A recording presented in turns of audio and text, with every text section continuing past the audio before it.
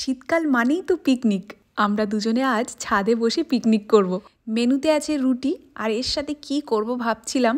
ও বলল মাংস করবে। আমার কাজ তো কমপ্লিট, এবার ওকে ডাকি। তাহলে এবারে তুমি করবে তো?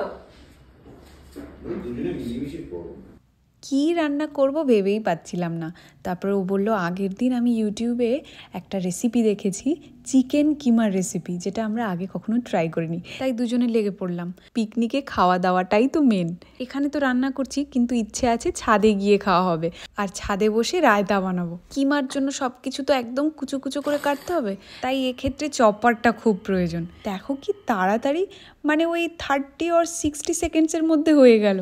লঙ্কাটা এইভাবে চপ করাটা আমাদের জন্য খুব কষ্ট হয়ে যায়, এটা থাকলে আর কোনো চিন্তা নেই। সবগুলো দেওয়ার পরে দিলাম পেস্ট করা চিকেন আর একটু টক দই। বেশ কিছুক্ষণ কুক করার পর রেডি হয়ে গেল। এবারে আমরা স্নান টান করে চলে এসেছি ছাদে। আজকে না একটু মেঘলা ওয়েদার ছিল, তাই একদম মুড হয়ে গেল চলো পিকনিক করা হোক।